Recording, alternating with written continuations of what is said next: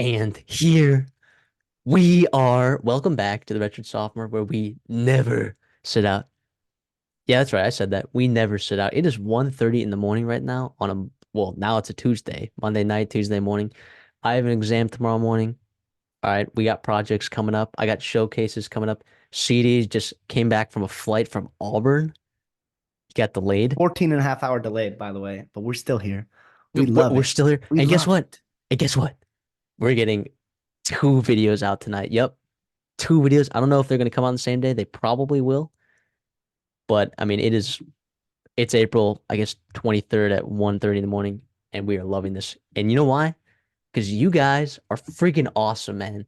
Yesterday, well, I guess it's so weird because it's Two 1:30 in days the morning. So ago. it's like the next day, right? So 2 days ago and yesterday, the two highest viewership days for the Redshirt Sophomore in its entire history came in back-to-back days, and that was yesterday.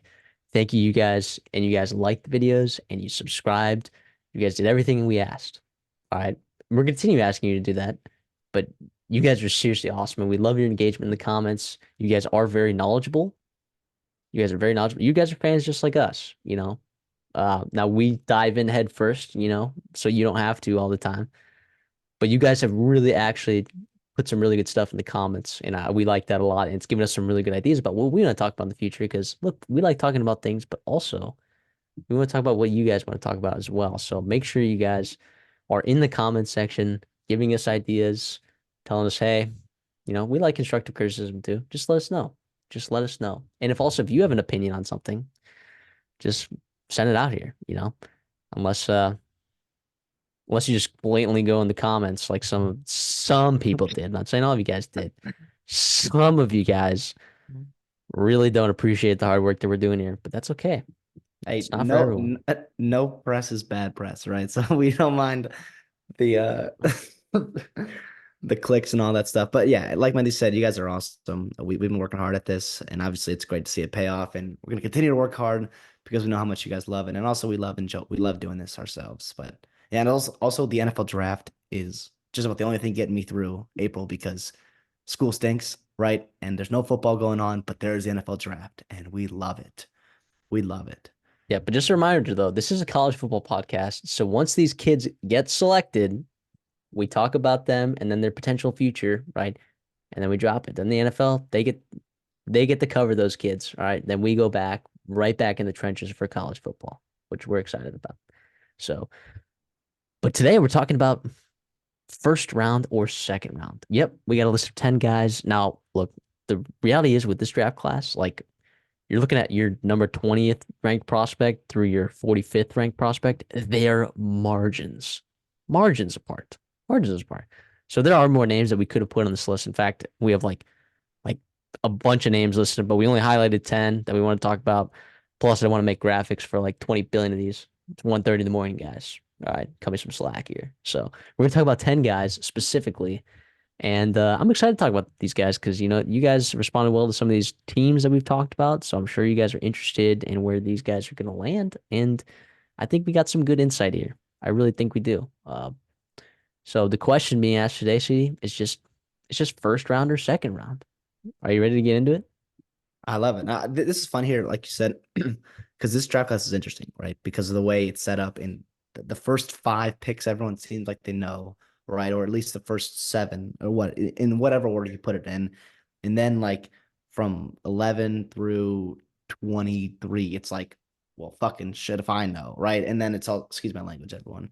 And then it's also like, and then Confused.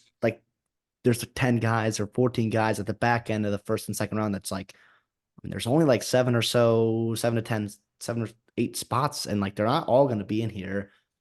It's our job to figure out what we think should happen and also what we think will happen, and based on their traits and whatnot we've heard from NFL scouts as well. Yes, sir. What do you say we get into it? Let's talk So about our first guy, a guy that, as someone who's tied to the Minnesota program pretty closely, let's get into Tyler Nubin, safety for Minnesota. A lot of people's boards have him as the number one safety, right? There are a lot of people, though, that would disagree with that. But for our sake, we're going to talk about him like he's the number one safety on the consensus board. Basically, the argument is Should safety be taken in the first round? Is kind of what it comes down to. And we've had him mocked in the first round a couple times, and other times we haven't had him mocked in the first round. So, CD, where are your thoughts? Maybe what are some good landing spots for Tyler Newman? What does he do well? And will he or will he not go in the first round? To me, for a safety to go in the first round, you have to do a couple things. Either you are an uber athlete with crazy potential, right, who just pops off the board like a Derwin James, remember him, or a Minka Fitzpatrick, and you move whatever it might be, right? Or you can have that positional flexibility where you can come down into the box, right, and you can play like that, or you can play in the slot, right, and whatnot. So like take Cooper DeJean, right? Cooper DeJean, I feel really good about saying he's going to be in the first round because he can play safety, he can play slot, he can play outside corner. You think about a guy like Antoine Winfield, right? A former teammate of Tyler Nubin should have probably gone in the first round, right? I know there were some guys banging the table for him to go in the first round, but you know, not. To me, I do think, I love Tyler Nubin and his ball hawking and his ball skills, his instincts, all that stuff. I don't think he's quite enough an elite athlete to take him to be a difference maker in the first round. And it pains me to say that because I love him, right? And he's been awesome for Minnesota. He's really grown into his, his role as free safety and whatnot. But I don't know if he's going to be in the first round. To me, I would take him early second, fill a need there. First round picks to me have there's certain stigma about them, right? They have to play early, right? And they also have to be good. And Tyler Nubin, good to great. And Tyler Nubin, I think, is going to be a pretty productive starter throughout his whole career in the NFL. But I mean, he ran like a 4.6, right? And not a special athlete, not super fluid. And to have the instincts he does kind of makes up for the fact that maybe he's not an elite athlete and that he can get to spots where, I mean, Jeff Sims is misreading or staring someone down and Tyler Nubin can jump that, but you're not going to play against Jeff Twice. Sims in the NFL. Twice. Thank you. You're not going to play against Jeff Sims in the NFL, right? You're going to play against elite quarterbacks as well, who are going to receivers and tight ends who are a step or two faster than you're used to in the Big Ten. So, like Tyler Nubin, really good college player. He's going to be a pretty darn good NFL safety, but I don't think it's going to be in the first round. And that's very fair. That's a very fair evaluation. Let me ask you this too. What I know the answer to this because, if you've watched both Antoine Winfield and Tyler Newman, they're very different players for the most part. People love drawing the comparison because it's two Minnesota safeties. What makes Antoine Winfield a more desirable draft prospect than Tyler Newman? Is it for every single reason that you said, or are there a couple key Yeah, differences there? just about it. And also Antoine Winfield, when he was coming out, he was just because of his size, he was pegged as a slot corner. And at that time, like slot corners weren't quite like the elite value that they are today, where you see a guy like, you know, Nate McKinn, or I'm sorry, Nate Wiggins, or obviously Cooper Jean, like I mentioned before, being able to step in and be first round picks, potentially playing the slot. Anton Winfield is actually a really, really good safety. And like you said, like he's a better athlete than Nubin, just same good as ball skills and whatnot. He's also, I think, a better tackler than Tyler Nubin, even at his size. Tyler Nubin I is agree. physical and very willing in the run game, but he takes some bad angles partly because he's a 4.6 athlete. And to me, I don't love viewing the 40-yard dash, but when it shows up on tape at times where you're like a half second behind, and when you are at safety, you are running 20, 25 yards to make an angle, right? To get to a running back to not have him turn the corner or to cut off a crossing route, whatever that might be. You need that long speed. You need to get there, accelerate, but also maintain that for another, you know, 12 yards, right? Whatever that might be, how long it takes you to get to your top speed. So yeah, like I said, I mean, like Tyler Newman a lot. Don't know if he has the traits and the positional value and the upside at that position to be in the first round. I'm with you. For me, he's not in the first round. We did mock him a couple times though, and people are gonna point that out and be like, but this is how the board fell, I guess. That specific day, or we just couldn't find another player that we liked over Tyler Newman in that spot. I think we mocked him to the Cardinals a couple of times, but like, dude, the Cardinals are gonna be active on draft day. Like, we don't know like where they're gonna be picking. Like, in those situations, we had him trading back. They could trade back, trade up. Like, it just kind of depends how the board falls. Is there gonna be running tackles, receivers? I think the over under for offensive players in the first round is 21 and a half. Defensively, it's 10 and a half. The question you have to ask yourself, right? Is it going to go over 10 and a half defensive players in the first round, right?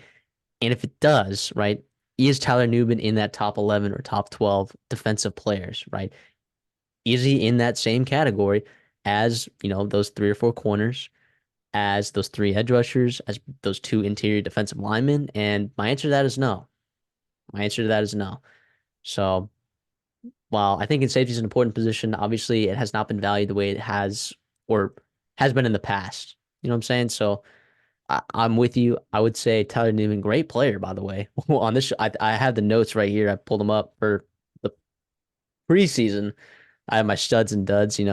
Studs, Jaw Joyner. I had him in the stud category. Tyler Newman, I had him in the stud category. Justin Wally. Just for you, you'll like this. I had Sawyer Marin in the dud, but he's gone, so that's good. So sorry, Marin gets too many bullets on this show if you've been following along for a long enough time. Uh, but yeah, Tyler Newton, we've been high on him for a while. Everyone has. I mean, he's just a good football player, man. So I can't wait to see where he lands. And uh, whether or not he starts, who knows? But I think either way, you got a smart, instinctive football player, and smart, instinctive football players tend to play really well on special teams. So And also I think just last in the NFL in general too. Like, you know. absolutely. Let's move on. Let's talk about a guy. He's not a polarizing player. I think everyone agrees that this is a good football player. Lad McConkey out of Georgia, wide receiver. Everyone agrees that I think he's a good player, but I think the debate is how good is he? Like, can he be taken in the first round? And I think people would argue that there's some limitations with Lad McConkey and that you're like, oh, what does he look like? You have two sides. Here are the two sides of the argument of why you shouldn't take Lad McConkey in the first round. You have these folks that say, oh, hey, he was a benefit of being in the same offense as Brock Bowers, right? You know, but then when he produced, when Brock Bowers was hurt, it was like, oh, but and also Lad McConkey was hurt for some of that time too. And it's like, oh, but Brock Bowers wasn't in the game. That's why he was. So like, which is it? You know, which is it? And I think a lot of those games that Brock Bowers wasn't playing, also Lad McConkey was playing through injury, by the way, for a lot of that season. Dog. Lad McConkey's a good football player, man. He does everything well. He is absolutely electric with the wheels. He's a great route runner. He's got fantastic hands. I think he does everything well, man. And if you were to ask me personally where Lad McConkey should go, I think he deserves a nod in the first round. If you're asking me first or second round, because that's what we're doing today, I would put Lad McConkey in the first round. I think some good spots for him. If the Cardinals end up trading back into the 20s, I think he'd be a good spot there. I think the Chiefs would be a good spot for him as well. I think the Bills would be a good spot for him as well. I think the Lions could use another receiver as well. Now, do they want a slot receiver? That's up for debate. I, I just think he's a really good football player, man. And sometimes I mean, you look at the X's and the O's, right? And he does stand out, certainly. But when you're talking about needing Jimmys and Joes, Lad McConkey is both Jimmy and Joe, if you're talking to me. If you're asking for my opinion. So, and I know you're very high on Lad McConkey as well. I would assume that you feel the same, if not very similar. Yeah, no, I love Lad McConkey. You know that. We both love him. If you've been watching our mock drafts, he's been in the first round consistently for us. He deserves to be in this conversation. I also want to say, like, I don't think he's just a slot receiver. I think he would excel there, right? I think he absolutely would. His route running, his hands, his consistency, all things you want in inside receiver. But he's got the athleticism to play on the outside. I think so. He did that at times at Georgia, right? He against the best in the SEC at cornerback. I like you said, it was not a knock on him that he played in an offense with Brock Bowers, right? He was also a focal point in an offense. When he was hurt, they really struggled as well. He was a big time player for them when they needed him to. And also, like, let's not pretend like Georgia's was LSU of 2019 or Alabama of 2020. Like, it was an elite pass group of guys. It was Ladd and Brock Bowers, and Brock Bowers, like you said, was hurt a lot. McConkey, I just love him. He's just such a good football player. If I have to bet on someone to not be a bust, right, at the end of the first round, like, it's gonna be Ladd McConkey because he's just so technically sound. There's no way he's not gonna carve out a role for himself in the NFL. I'd absolutely love it. I mean, everyone wants to make the, Cooper Cup and Hunter Renfro comparisons for obvious reasons, but like these different players and those guys, like and those guys are both great players. I love Hunter Renfro. Obviously, Cooper Cup's, top receiver, top receiver in the NFL, especially when he's healthy. But yeah, McConkey to me is just so good. Deserves in the first round. I see as high as 24 to the Cowboys. Like I don't think that's crazy at all. I would take him. I see him going late 20s and all that, but Dude, I and love him. Cowboys fans would be pissed, man. They would be pissed. And my thought is, man, like if you think he is the best player on the board at that time, take him. Cowboys Yeah. fans, you got more holes than you think you do. You got more holes than you think you do. I mean, Couldn't hurt. you're going to be looking. You think you're set at receiver, but dude, like what would a guy like Lad McConkey do for someone like CeeDee Lamb? I think it'd be fantastic. I think it'd be fantastic. Just having another option, man. Like Brandon Cooks, he's an okay number two. He's okay. But like you could have a really good football player in Lad McConkey. So I saw you compare to Hunter Renfrow and Cooper Kupp. Any particular reason you wanted to compare him to those two players? No, I said not to. I said everyone's comparing him to. And I Oh, said okay, not okay, to. okay. I was I gonna said say, I he's was his own like, player. He's a really if he yeah, he's a really really good player. yeah, I don't know why people would be comparing those players. I mean, But what by kind the of way, yeah, what kind of similar traits do those? What are the similar traits to those guys? I don't know. Couldn't tell you. Leave me in the comments. Can let us know. both really all really good football players. That I think that'd be it, the comparison. Yeah, But that's the common denominator. That's the common denominator for sure. Let's move on. Let's talk about another guy that is also in the SEC. Let's go to linebacker. Let's talk about Edge Cooper from Texas A&M. Now I know a lot of people have Peyton Wilson as their linebacker one, and spoiler, we will talk about him on this show as well. Edge Cooper's about plus 230 to go in the first round, believe it or not. And Peyton Wilson's plus 900. So if you believe a linebacker will go in the first round, which a lot of people didn't believe that last year, and one did, actually pretty early, top 20, Jack Campbell going up there. Uh, and not everyone had Jack Campbell as their number one linebacker either in that class. So you never know, like what teams, like the Cowboys need a linebacker real bad, and they're not that far away. Jerry Jones likes his in-state guys for sure. Edge Cooper is a very, very good football player, guys, and I think he is a first round talent. Like if I was to, I would like to grade him as a first round talent. I think he is good enough. I think he's better than a lot of linebackers that we've seen these last couple of years coming out for sure. It's just hard to find where to sneak him in the first round. Like when I'm mocking, man, like I have a first round grade on Edge Cooper, right? But I don't know that he's going to go in the first round because I just don't know if linebacker's a huge need for a lot of teams, and there's just so many other uh, positions that just have such greater value these days. And there's it's a really deep wide receiver, it's a really deep tackle class.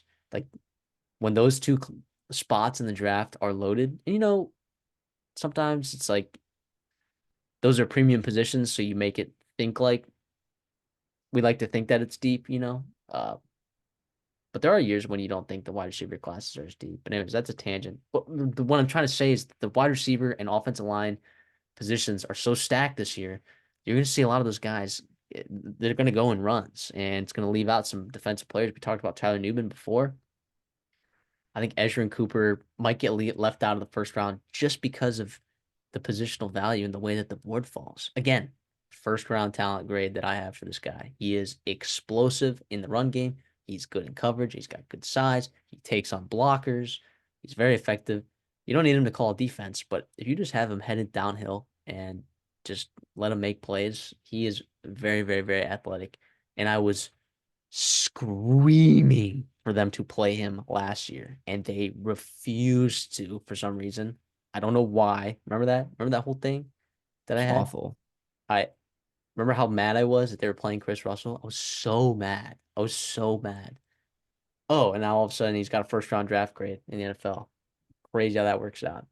So yeah, I think he's really good. Sorry, I went on a tangent there. I'll let you talk.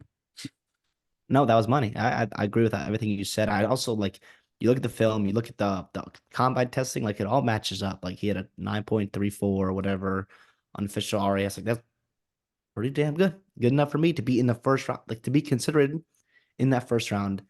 You had to be special at the linebacker position. Like you talked about with just people lacking needs of it, positional value, you can get guys in the fourth round and just plug them like Jack Campbell, or you could be undrafted like Jack Sanborn. I'm sorry, not Jack Campbell. Like you said in the first round, I think he'll probably be a second round pick, just because like you said, just the run on tackles, the wide receivers, and I'm looking at guys that are going to sneak into that back half of that first round, and it's positions of value. And like you could have two quarterbacks there in the late 20s. People love to take. You've probably got two or three tackles that are available to be taken, a couple edge guys that are pretty freaky and whatnot. So like it's just going to be hard to find him to be in that top 32, deservingly so. Yeah, absolutely. He absolutely deserved to be in the first round.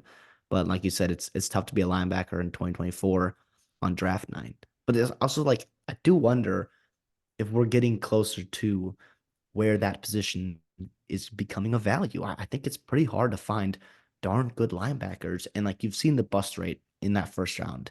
And I think that's going to scare some teams. especially Thinking for about off-ball Kenneth. linebackers. Exactly.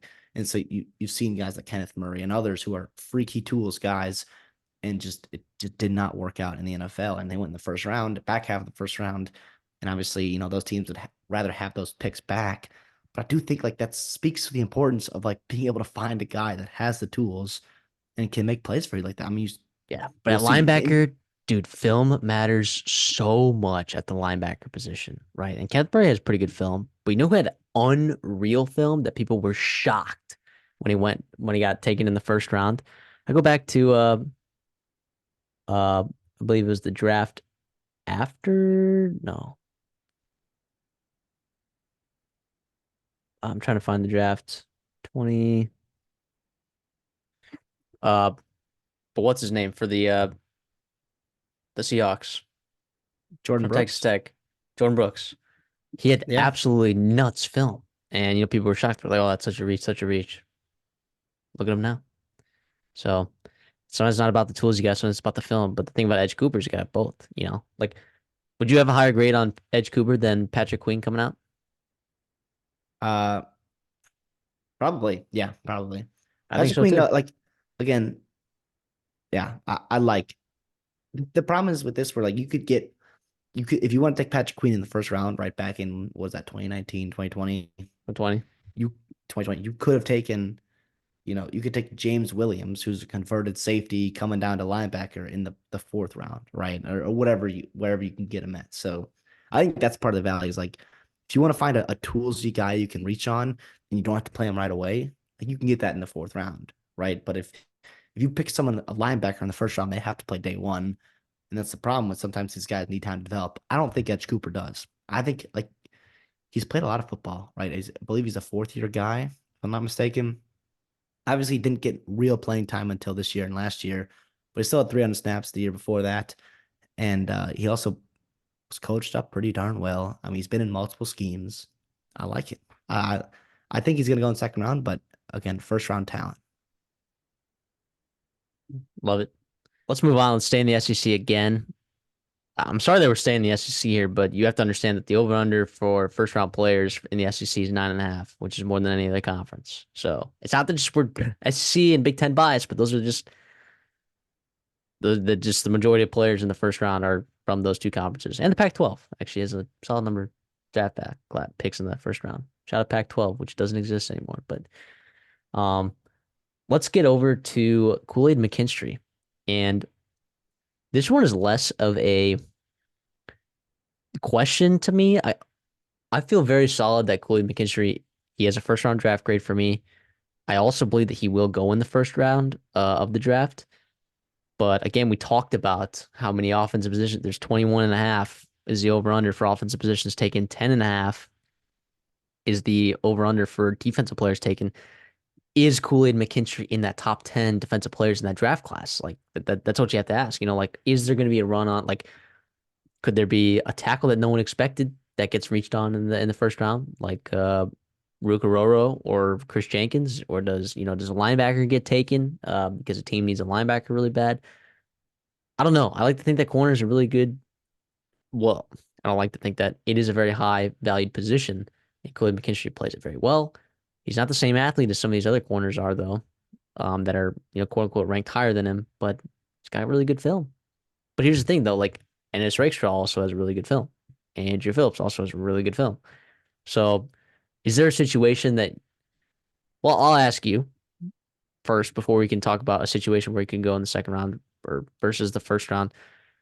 Do you think that Coley McKinstry is graded as a first round player in your opinion? And do you think he will go in the first round?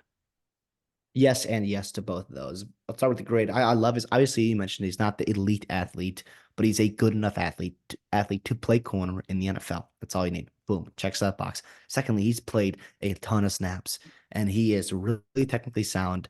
He was coached very well at Alabama. He knows his responsibilities. He was good enough, and they trusted him enough to put him as punt returner at times in his career there in college. Shows you about the athlete and the type of character that he is for them to trust him back there. Yeah, I absolutely love that. And the reason why I feel so good about him, not only do I feel good that he's a first round talent, but also the opportunity for him to be picked is going to be there.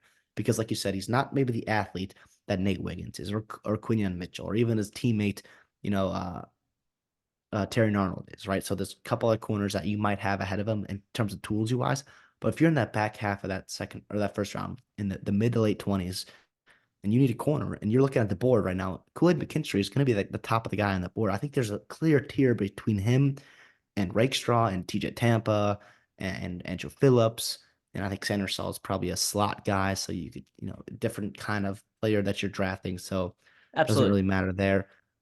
So that's why I think I feel good and confident saying that someone's going to win a corner in those last 7, 8 picks in that first round, and Kool-Aid's going to be the number one guy on their board pretty clearly, and they're going to take him. And they're not going to want to trade back because they feel there is a difference between McKinstry and the other corners left on the board. Like I think to me, he is one of your last, like, Rick Straw's pretty sound technically too, like this, but Kool-Aid and McKinstry, like day one, you are going to have a really, really solid cornerback too. A really, really solid cornerback too. And so, like, there's value in that, a lot of value in that, and obviously with upside to grow into blossom in his role. I mean, you think about a guy like Jalen Johnson, who was 4.5 speed as well. Came out of Utah. He fell in the second round because he had question marks health wise, and when he's healthy, he's a elite corner in the NFL. And I see a similar arc there to Kool-Aid McKinstry in terms of, like, you don't have to be this 4.3 blazer, right? You just have to be a really good corner technically, and McKinstry is. Yeah, I what's funny is before this season, I remember talking about not uh I was confused about how high I was going to actually be on. Oh, geez, my computer's going crazy right now. Can you hear all those beeps on my? Okay, well, I hope it's not in the audio. People are going to go crazy. Jesus.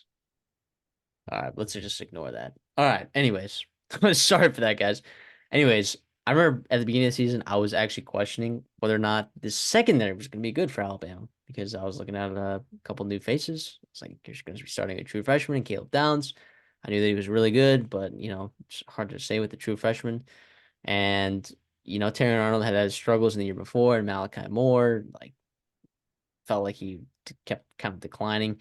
His secondary turned out to be really elite, but the picture that I'm trying to paint though is like the one guy that I felt good about going into this year, which in hindsight sounds crazy because they were all absolutely fantastic. Sounds absolutely nuts that I said anything remotely like that before the season started, but Kool-Aid McKinstry was the guy, man. He was the guy that I felt really, really good about leading that secondary. Like if there was a piece that I'm like, all right, at least one half of the field is shut down, that's Kool-Aid McKinstry, man. He's just a very good football player at a very valued position. So I'm with you on the board. I don't know if he's a top 10 defensive player in this draft class. I'm inclined to think that he is. I'm inclined to think that he might be top 8 or top 9. But yes. But to answer my answer to your question or to the question, is he first round or second rounder? I already answered that. First rounder, first round grade. His over under, I believe, is 28 and a half. Um, as to where he's going to be taken. He could be taken earlier than that. He could be taken later than that. I think if the Lions have their draft pick right there at 30, I think that they would gladly take him there. Or 29. Or the Lions at 29 or 30. They're 29. Okay. So maybe that's why that over under is at 28 and a half. And The over's at -130. So I think they feel pretty good about him landing himself at the Lions there. So yeah, we'll see I'll, where he lands.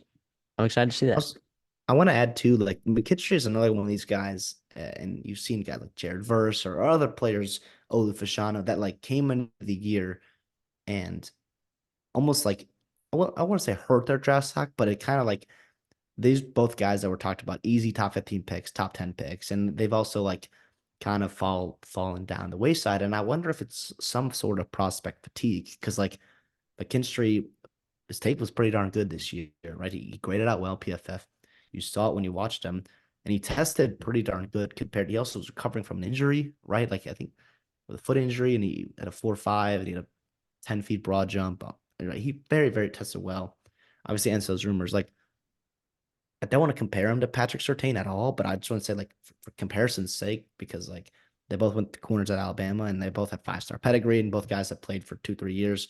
Um, at Alabama and played meaningful minutes or snaps. But like Sertan is a guy that like clearly should have been that first overall pick, first overall corner taken in his draft class, and like it was just prospect fatigue that just like cut him down. Now Sertan was a guy that was 6'2", right? Ran a 4.4, like was elite, and like there was I Nuts don't want to say film. generational, but like yeah, he was a guy that was like yeah, he's a top 10 corner and probably a top 5 prospect that year. Just happened to go at 9 or 10, whenever he went at the Broncos. So I'm not comparing the two, but I'm just saying for sake, like I wonder if Kool-Aid is getting a little bit of that prospect fatigue where when we get back to the draft day and you have these scouts and the GM's talking, it's like, okay, no. We know McKinstry. We've seen it for 3 years now. This is a really good football player, and he might go higher than you think he is. Speaking of prospect fatigue, let's talk about Keon Coleman. This Mm-hmm. is a guy early in the season. Once we saw a couple games of him, right? Like it was, all right, he's top 15 player. I think I was quoted on the show a couple times saying that he's probably a top 15, top 20 player in this NFL draft. I I still think he's a really good talent. Right? I understand the drawbacks that people have on Keon Coleman, but also when you look at him, man, he is absolutely elite hands. Like elite hands. Great jump ball receiver, insane body control, unreal athlete. The list goes on and on, right? Keon Coleman is a very good football player. Will he go on the first round? I am not sure. I'm not sure. I do think he would fit really well with some of those teams at the end of the first round. I think a team could definitely take a shot on him for sure. When I say taking a shot, I mean like he had no drops, I think, in his entire collegiate career. He is a basketball player, man. Like, dude, he is so good, man, at football. And I'm inclined to give him a first round grade, but I don't think he goes in the first round. I think it's the prospect fatigue that's kind of like the steam that on Keon Coleman I think has kind of died down, and I kind of fail a little bit to understand why. Um, yeah, when you look at the stats, you're like, it's not like he blew up the stat books, right? Like it's not like he had like Malik Neighbors numbers or Roma Dunze numbers, but like if you put on the film, man, he is so good, man. He's so good. He moves pretty decent. I mean, I don't know. He's gigantic. He's absolutely shredded, unreal athlete. I have a lot of good things to say about Keon Coleman. So I'm inclined to give him a first round grade, but I don't think he'll go in the first round because of that prospect fatigue. Yeah, it's to me, I like you said, I believe he's a first round pick. Like I remember watching with my own eyes, and that's where you get into this process where it's like you almost get into like yeah, like process fatigue. It's like you watch the when I'm watching him tear up against LSU or tear up against the ACC, I'm watching as a college football lens. I'm like, this guy is great, right? Like I would do anything to have him on my team, stuff like that, right? But like then you get into scouts like, oh, like you're looking for reasons to nitpick and to get a part of him, and you're like, oh well, I mean, N'Keal Harry, came out a couple years ago and similar type of guy and like big bodied receiver that just dominated the Pac-12, and he was terrible. And it's like you get these heads and then you see runs a 4.6 or whatever he ran 40-yard dash, and it's like whatever. But again, I think people are just like you said, forgetting the film, forgetting that his like stuff he has. Why are people so high on him and not and why are people so high on Roma Dunze for his like contested catch stuff and all that and his like Well, surefire hands and great. Dunze ran better. That was it. Yeah, well, exactly. But so my point is like I don't know see much of a difference between the ability and the attributes that you love about Roma Dunze and the things that Keon Coleman excels at. And now he also returned fucking punts. He returned punts at 6'4". Like that's crazy. Yet the athlete that he was in college was ridiculous. And I know he had the injury, which set him back, I think, and that also partially hurt his stock. And I also do think if they made the playoffs, right, and Travis was healthy, right, and he was just dominating, right, against NFL corners, against whoever he was playing, like it would have mattered. That stuff would have mattered. And I guess it obviously hurt him, didn't end the way he wanted to. But there's a time, Well, like you said, that's what I believe helped AD Mitchell. That's what I yep, believe helped Xavier Worthy. Roma Dunze is better than Keon Coleman. Okay, we're not yep, gonna let's not have exactly. let's not have that debate. Okay, like Roma Dunze, I know the skill sets are similar. Okay, but Roma Dunze is a more polished, better player than Keon Coleman as of right now. But the athleticism and the mold for an absolute freak is right there. Yeah.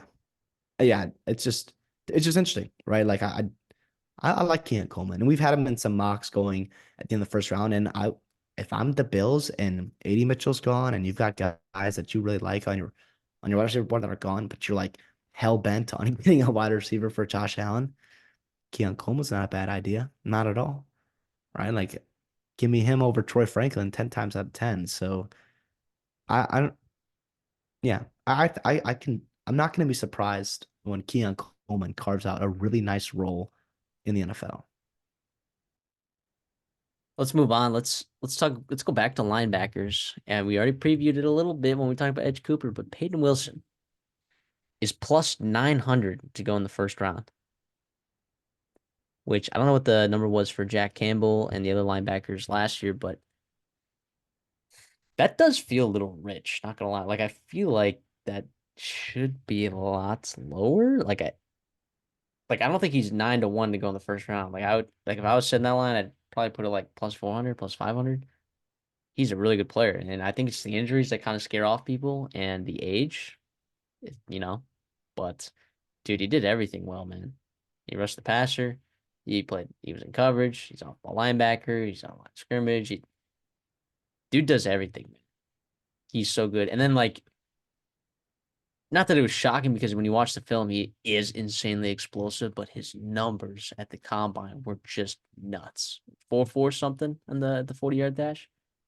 Bonkers. Absolutely bonkers. Yeah, no, Peyton Wilson, like Edge Cooper again, a guy who has the tools, right, and has the size and the speed and the athleticism, but he has injury history. Maybe he's a little bit slender of a guy. Yeah, he's 6'4", but he's only 230, and he looks 230. Like, he looks pretty skinny, for a linebacker that's going to be going up against freaky guards that are coming out and pulling or big tight ends that can, put him in the ground. So I think that kind of scares people away. But him in coverage and like that's also what you value. A 3 down linebacker, those are guys that get taken in the first round with tools and upside. But like you said, the age, injury history, this, maybe the weight and all that, scaring teams off from taking him in the first round. I don't know if I quite have him as high as, a grade as I do on Edge Cooper. I also think like it took him a while to get to this, to be healthy and to shine this year. And yes, he looked unbelievable. But I also think like Edge Cooper's been doing it for a couple years now. Like you've seen it, you know that stuff. So I'm not going to call it 1 year wonder for Peyton Wilson because I don't believe that at all. But I do think No, he like was that body of productive. work. He was productive throughout his career. Just when he was hurt, he was not. That's Yeah. just what it was. So I'll give him. I probably have a first to a second round grade on him. And also I don't think he'll probably go in that first round. Although we saw Xavier Collins go in the first round a couple years ago and guys like that. So there are weird Jordan things to Brooks. happen. Jordan Brooks, like it's not crazy at all, but to me, if I was a betting man, I would bet against that. Yeah. Well, I mean, I won't be betting against it because there's no value at all. Mhm. But yeah, I have a second round grade, Peyton Wilson. I also think he is a. I think I'll get taken in the second round probably. I mean, he could get taken in the third round. Like stuff happens. I mean, where did uh what's the name from Arkansas go? Drew Sanders, Drew Sanders. You went in the third round last year, fourth I round, believe so. dude. He went late, bro. And that was a guy that I was certain. Again, dude, we're totally wrong about this sometimes. Like that's a guy that I was certain was a first or second round pick, and he He did was not, not. by the way, he's not a guy 6'4", 235, tested Same, unbelievable well. same, His same thing. Yeah, and so and he also had the flexibility that he played edge too for a couple years of college, where he could put his hand in the dirt, rush the passer, And he uber was productive. younger, so it's And he like, was 2 years younger, 3 years younger. So and he went in the third round, I guess early third, so 67th overall. But it's interesting. yeah. It's very So very like, interesting. yeah. So I think Drew Sanders is a better player than Peyton Wilson. So Peyton Wilson could slip to third round, but I have him as a second round grade. He's a very good football player. We've been high on him since. I mean, dude, you're looking at folks that hammered the NC State over. Part of that had to do with the really good secondary that they had coming in there, and also the You return mean of. Robert and I? Yeah. Well, yeah, I was pretty high on Brendan Armstrong, Robert and I, and MJ Morris came to save the day. But hey, Brendan Armstrong had his highlights. Come He on. won a couple games down the stretch. Brendan Armstrong did. Yeah, he cashed. He cashed that thing and uh almost won a bowl game. Wait, no, he did win a bowl game. Wait, Pop-Tart They Bowl. win. Who won that game? I Was think it Kansas Kansas State. State? Yeah, it was against Yeah, Kansas State. I think Kansas State won that game. Darn yeah, it, because Brendan Avery Armstrong. Johnson. Darn it, Brendan Armstrong. But anyways, uh, Peyton Wilson, good player. I like talking about him. Let's move on. Let's go back to the Big Ten. Yeah, I get it. Big Ten, SEC, big whoop. All right. Okay. These are just fringe guys that we wanted to talk about. Let's talk about Chop Robinson from Penn State, edge rusher. The guy at the beginning of the season, uh, he's kind of a freak athletically. All right, let's get that out of the way. He was mocked in, top 10, top 15 as an edge rusher just because of what that potential is there as a raw athlete, but then once the season plays out, I mean, you had guys like Jared Verse and Dallas Turner going high preseason, but then, you get Leatu Latu, guy who pretty much medically retired and then comes back and is just dominant, man. He gets a fusion surgery or whatever, and, some teams are worried about that, some teams aren't. But Chop Robinson, I think he falls behind them just because he's just still raw, man. He's still raw. Feels like he doesn't have a lot of polish to his pass rush, but dude, if he figures it out, he's nuts. So I could see a team definitely taking a shot on Chop Robinson. Here's my thought, and you're gonna disagree with me on this. I do have Chop Robinson, I believe, as a late first round grade. I don't know if he'll go in the first round. I think teams value edge a lot, so I'll make the prediction that he goes in the first round. Yeah, listen, I don't mind that at all. I do see what's to like there. Obviously, you pull up his RAS, you pull up his tape. His get off is crazy, where he's literally just running around offensive tackles like it's pee wee football, and like these guys are not even firing out of their stance. Like his get off is crazy. And the thing is, like, I don't know. I think that could get you a couple sacks a year, but I don't know if he has much else to his game. And that's where like you hope where he gets into a situation where he can learn and develop and get coached up to get a spin move or a cross chop or a rip underneath because he has that crazy get off and where he can use that to his advantage and to get an arsenal in his bag of rushing the passer. But I also think like part of the reason what makes some of these like speed rushers like so valuable and that when they can convert that speed to do a nice little bull rush is their arm length. And Chop Robinson doesn't have the longest arms. And I'm not normally a guy to nitpick on like hand size or arm length, but I think some of that does matter when you're figuring out, well, a projection type thing, right? And like Chop Robinson's a guy like, yes, he produced in the Big Ten, but also like he produced in ways that's not going to translate to the NFL. You have to teach him different ways to win at the NFL, and he obviously has the tools to do it, but some of that does scare me in terms of if he can actually make it. I've seen too many guys that with his frame and his speed and whatnot get overdrafted and just not work out or maybe take a couple of years to do that. And do teams have the patience to do that? and whatnot. I think situation matters. I think you look at a team like the Ravens are obviously always in line for a speedy edge rusher, especially from Penn State. I mean, look at Odafe Owe. I mean, they love doing that rinse and repeat with the Penn State edges. So we'll see if he ends up in the end of the first round there. I mean, San Francisco could use a guy to replace Chase Young, and the Chiefs, always looking to attack elite talents on their roster. And yes, like I see the potential with Chop Robinson. I just worry and would be hesitant to draft him because I think there are other like safer, better, higher floor options that you can get at the end of the first round, as well as positions of need, like Chop Robinson is. So yeah, but I also think I don't hate it. I don't hate it for anyone who takes him, but I'm taking his over. Just so you guys know, I'm taking his over. I wonder if the league's also gonna be a little scared of that as well. All right, so you have a second round grade, and you believe it goes in the second round? Yeah, or at Okay. least above pick 26 and a half. So Particularly at plus 160. yeah, But that's another video. You guys want I to check mean, out our best bets? It should be up same day as this one, so make sure you guys checking out our best bets as well for the NFL draft and drop your best bets as well. Do you have a real Chop quick, Robinson? real What? quick, Matty, if not to stop your plug, what? Because check out that video once we're done here. Obviously, subscribe and like to our videos. Like we love all that. But what's the difference between Chop Robinson? Like he's 6'3" ish, right? 250. He runs a 4.4, right? And then Dallas Turner, and he's at the end of the first round, early second kind of guy. Dallas Turner, a little bit bigger, but he also runs a 4.4. What's the difference between him, Chop Robinson, and Dallas Turner? And why is there like 20 30 guys in between the two on a big board? That is actually a good question because it's not a bad question because if you think about it, they do profile similarly as players, but I mean, Dallas Turner has more production. Is that crazy to say that he has more Especially production? against the run, too. Yeah. Especially yes, that too. That too.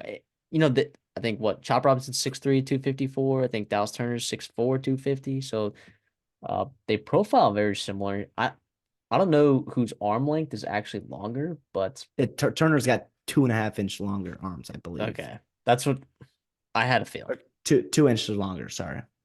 I had a feeling. That yeah, Dallas Turner, kind of a unicorn in that sense. And look, Chop Robinson is also lengthy and long, but Dallas Turner's just a better player, man. He's just a better player. He's also just more polished with his pass rush too, and he's shown power too on the pass rush as well. Um, it's not like just like all finesse. Like Will Anderson was crazy because like yeah, he was so polished pass rushing, but also it was just like pure motor. Like It was, he just like decided that he wanted to get to the quarterback on plays. And whereas like Dallas Turner is just like, and this is gonna sound crazy, but like the upside, in theory, with the way that he's built, the talent of Dallas Turner is potentially higher than Will Anderson, which is and he wild was because Will Anderson's third pick overall nuts in the and draft. yeah, the upside is there for sure. But the upside is there with Chop Robinson as well. Just not as unicorny as Dallas Turner, not as productive as Dallas Turner was. More Like you question said, not marks. more question marks, not as good in the run game. So he's a good football player though. Again, I have him first round grade. You have second round grade. People differentiate in opinions. It is what it is. But only one of us can be right. So let's move on. Let's talk about Xavier Worthy. Got a lot of buzz for running that 4.21 at the combine, which was nuts, by the way. That is nuts. Okay. Like I don't like when John Ross broke the record, I felt like they were talking about it forever. And John Ross, I mean, that shot John Ross into the top 15 pick. It's like was John Ross actually deserving of being drafted? Was it like 12th overall or something like that? No, probably not. Xavier Worthy also has drop issues as well. He has had drop issues, and that's not to say that he can't make contested catches or whatever, but he's a small guy. He's a small guy, but dude, do you watch that Wyoming game, that particular highlight when he just takes off, dude. And you can just see that this speed is just different. And I think there's definitely some teams in some really elite offenses that value that speed. I do not have Xavier Worthy as a first round grade. Okay. That might shock some people. I have AD Mitchell. His grade, my grade I have for AD Mitchell is way higher than Xavier Worthy, by the way. It's Yeah. way higher. So it's not that I'm an Aggie and I'm down on Xavier Worthy. Byron Murphy, by the way, I want to go to the Bears, which is my favorite NFL football team. So don't the Longhorns in here don't come hating me. Aggies, don't call me a traitor. I do think Xavier Worthy is a really, really freaking good player, man. Really good. But to me, it's just like it's just speed that he has, which by the way is a huge asset. It's a massive asset, just as Tyreek Hill. But I think Tyreek Hill can do more. He's better contested catcher. I think his frame is a little bit more filled out than Xavier Worthy's. I mean, what does Xavier Worthy weigh? Like 165? I mean, he probably played at 170-ish, 175, but he ran that at Maybe. 165, which helped him run that. I mean, everyone's like the auto comparison is like, oh, put him with the Dolphins, Tyreek Hill, blah blah. Put him with the Chiefs, Tyreek Hill, right? And like they're different players, okay? Like Tyreek Hill is a unicorn. He is crazy, right? His route running is unbelievable, and Xavier Ward's got good route running, by the way. But he's fit. Tyreek Hill is physical at the same time. He is speedy, and he's also like 2 inches shorter, but a little more stocky and all that good stuff. But Xavier Ward's a very good athlete, right? Like I agree with you there. I don't think he's a first round talent. I think very easily go in the first round. I just think I, I the Bills I'll in my final mock convince draft, themselves of. I probably will have him go in the first round, even though I have a second round grade on him. I might have him go in the first round. I mean, if some of the guys are off the board at 27 for the Cardinals, I don't see them doing, or even Green Bay. If you're like Christian Watson's hamstring is screwed, right? We can't fix it. This is going to keep ranging. Like you need a deep threat. Boom, Xavier Worthy. Like I don't think it's crazy. I just it worries me. I do not think he's the same player as John Ross. By the way, I do not. I mean, No, I remember watching him against Oklahoma as a freshman, and like he just had different speed as a freshman in the biggest game of the year for Texas. Like it was nuts what he was doing, and he did it over a couple of years. Obviously, last year, or I'm sorry, 2022 was a little disappointing. Followed up with a very nice year, 1,000 yards, 5 touchdowns, and a very heavy spread it out offense. Who also had Jonathan Brooks, who also had Eddie Mitchell, who had Tavian Sanders, Jordan Winningham, a lot of mouths to feed, and he was very, very good. I think scheme fit matters here, but I think the teams that the reason why I don't make him a first round pick is because I don't think he is, just plug and chug anywhere you want. He can fit, right? Any offense you fit. I think certain offenses that have a plan to do it, he can be very successful in. I just don't know if every offense he can do that. And that's part of the reason what scares me for him is that fit matters. But I do think I'm probably going to come away from it after the first round and be like, okay, you know what? The Chiefs won him at 32. I could see him working out there and whatnot. So like that's kind of where I'm at with Xavier Worthy. he's way better than Troy Franklin, by the way. Yeah. In my opinion, he's way better. Also, So you gonna be? Would you beef him up, Xavier Worthy? Would you put on 15 pounds and just lose maybe a tenth of his speed? I don't know, man. Probably, I'd say probably yeah. I mean, Like you he have came at to. 165 weighing. By the way, his roster at 6'1". He measured in at 5'11" at the combine. Sneaky, sneaky, sneaky.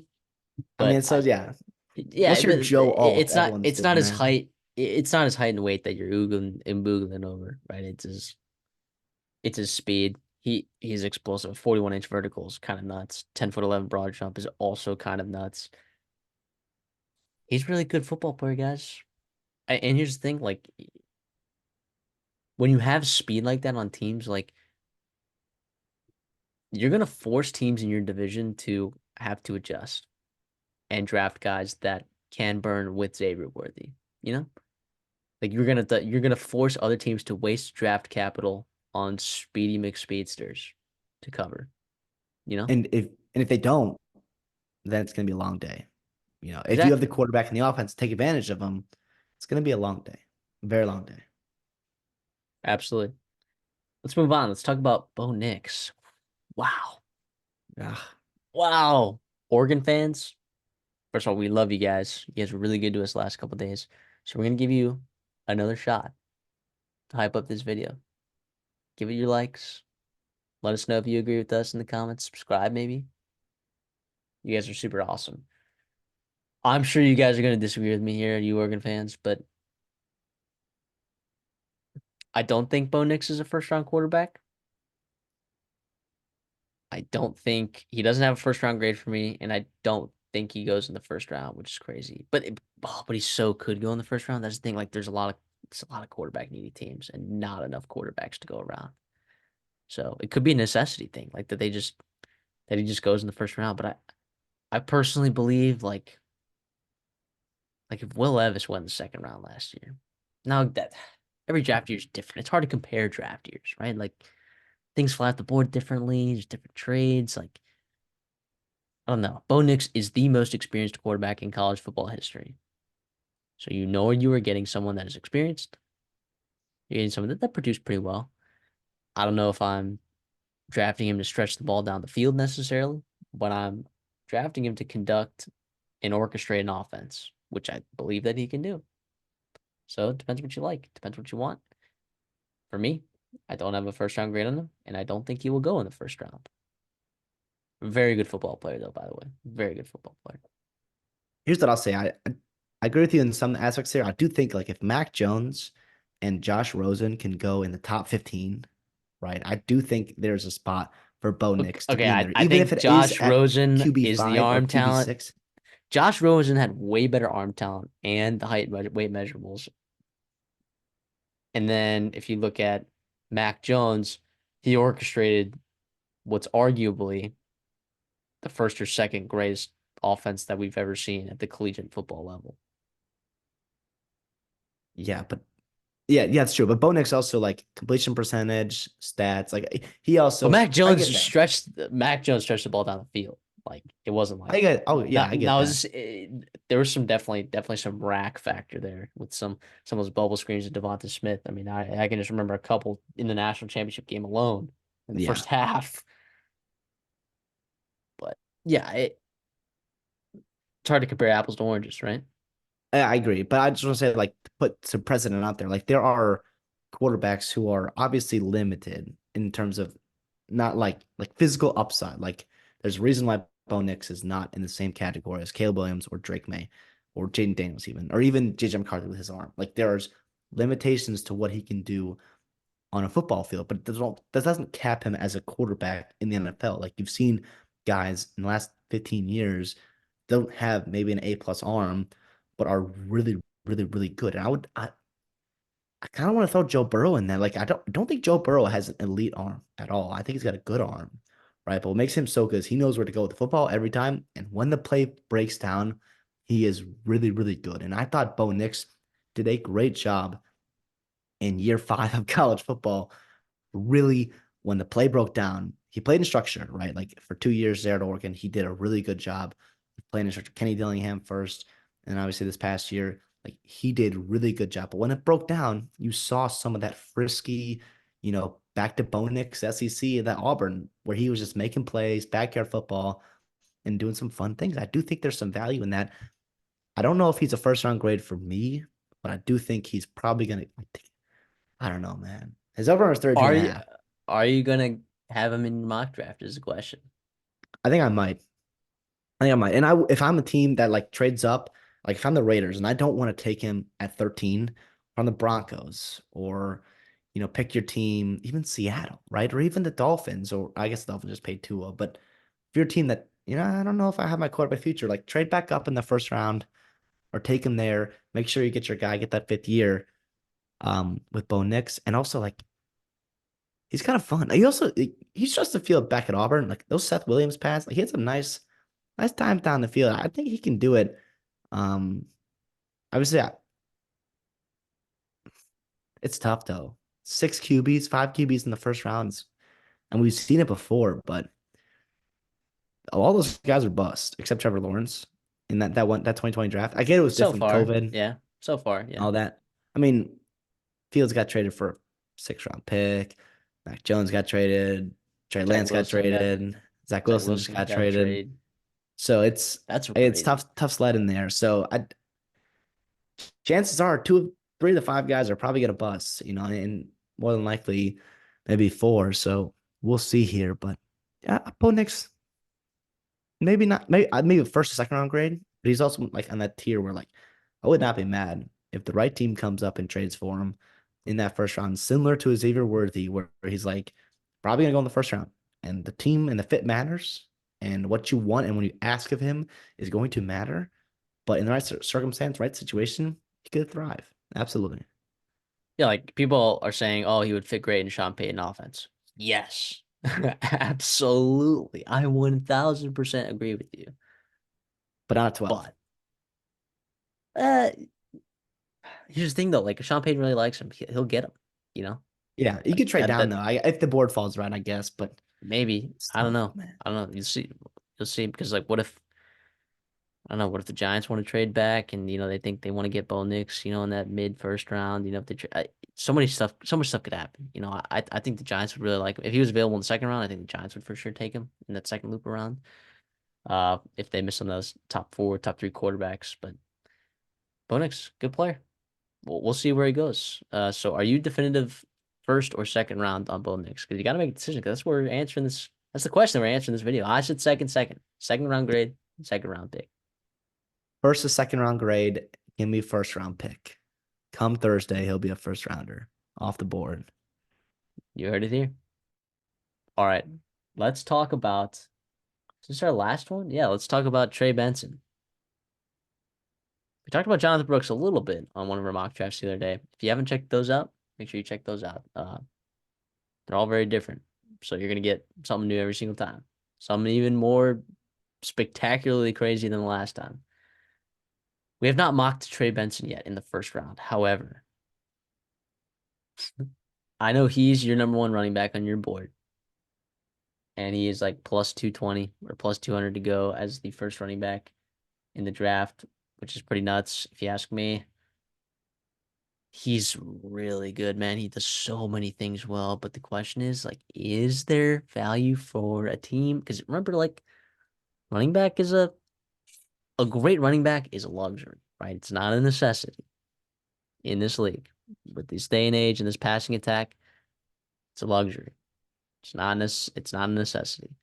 So is there a team in the back end of the first round that can take the luxury, taking Trey Benson, who by the way does so many things well. He's great in pass pro, does receives the good receiving back out of the backfield, has great vision. He's got the get up, like the giddy up that you Four would three think a person four like three him nine has. speed. Yeah, Yeah, you would not think that Trey Benson runs 4.39, but here he is. He's absolutely nuts. So I think he's an insane player. I have a first round grade on Trey Benson, but I do not think that he goes in the first round because of positional value.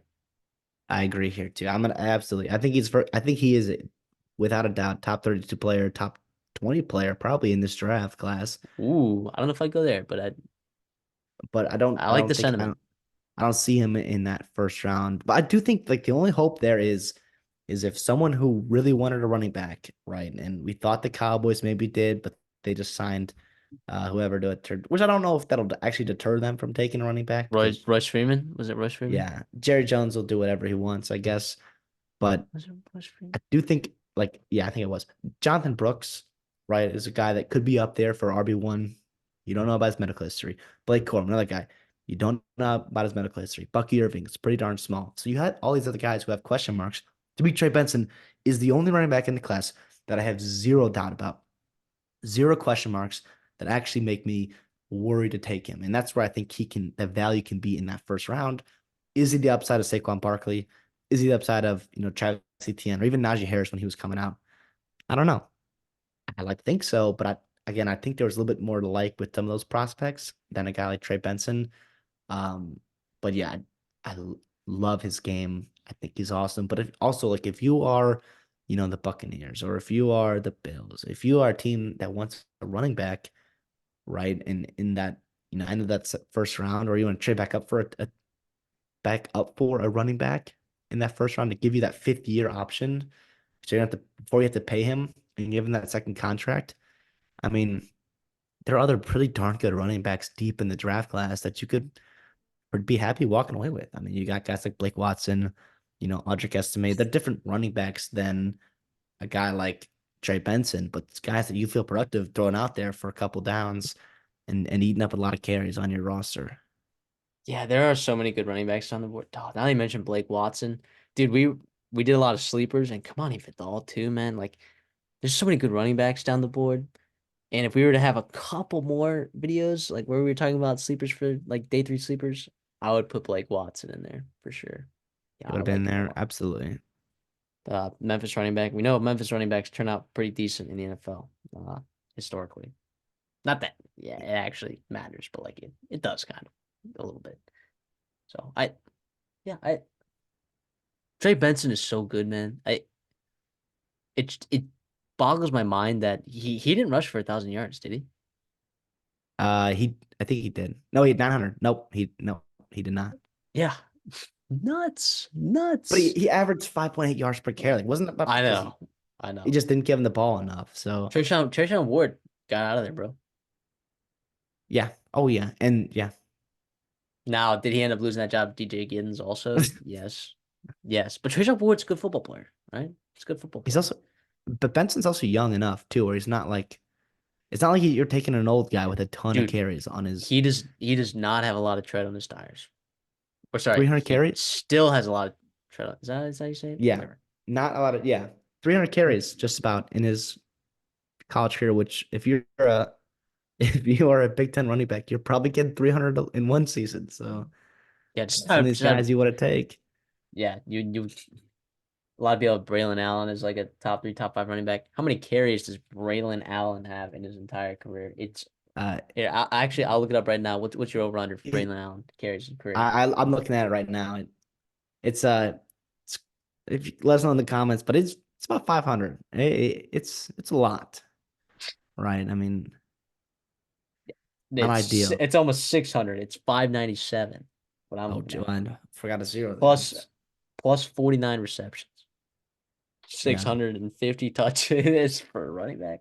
In three Co- years, three Corum has that years. same too as well. I mean, it's tough sledding it there in the Big Ten. You Yeah, it seriously is. It seriously is. But we're not here to talk about the Big Ten versus whatever. We're here to talk about Trey Benson, and he is, in both of our opinions, a first round draft grade of a prospect, but we believe that he will go in the second round. real quick, if Trey Benson come draft day, let's say he doesn't go in the first round, but it doesn't matter regardless. Like if there are a couple teams that you're eyeing that like, hey, if Trey Benson goes here, I want to take him in fantasy because, and this is not a fantasy show, obviously, but just to give the viewers what, maybe like if he ends up with, I don't know, the Colt, no, the Colt JT. I don't know. The Raiders, they got to replace Josh Jacobs. Like some team where it's like, that would be super sneaky. Even the Bears, right? Day two. I don't know. Yeah, well the Bears are kind of deep because they just got Swift. They paid him. I I would say the Vikings would be pretty sneaky. Yep. I would say uh I don't know the The Colts. Bengals, don't they have they got to replace I think they got Zach Moss, but I don't know if he scares you off from Yeah, taking yeah. Trey Trey, Benson. no, that'd be pretty interesting there. I think the Colts would be pretty interesting. I don't know. Oh, they still have Jonathan Taylor though, I guess, but I don't know. I don't know. Yeah, dude, it's kind of nuts. I would have said Eagles, but Saquon's there now, so it's kind of crazy. Cowboys is kind of like dude. They need a running back, and they will take one in this draft. They might take two, but I don't know where they're gonna be. If that makes sense. So, yeah, thank y'all for tuning in for this episode of first round or second round. We only got a couple days to the draft, so thank you guys for tuning in. Look, I know you guys are here for the NFL draft content, but come for the NFL draft content, stay for the college football content. This week we're gonna go nuclear on NFL draft. All right, nuclear. Most video uploads we will ever have in a single week for the Redshirt Sophomore in its history, in its inception, which is almost a year now. What needs to happen is you guys got to subscribe. You got to like the videos if you like the content. You got to comment and you got to stick around for when we're talking about college football, man. That's what we're gonna do. CD and I are gonna be in Italy in a couple weeks. A couple week vacation. We'll have a couple videos for you guys out there. But then once we get back, it'll be right around June. It'll be about the 1 year anniversary of the Redshirt Sophomore, and right around the time when we are gonna start getting to work on our previews for the season. So make sure you guys stick around for that. We love you guys and all the support that we've had. Again, it's been so nuts these last couple days. It really has been. We want to get to 1,000 subscribers as soon as possible. We're a quarter of the way there. And you guys help with that so much. So thank you guys. If you are not subscribed, please consider subscribing. CD, anything for us on the way out? No, appreciate you guys for supporting the channel. Hope you enjoyed our content, our video. Let us know in the comments what you want for future videos. And like Melly said, hit that subscribe and like button. Absolutely. We'll see y'all in the next one.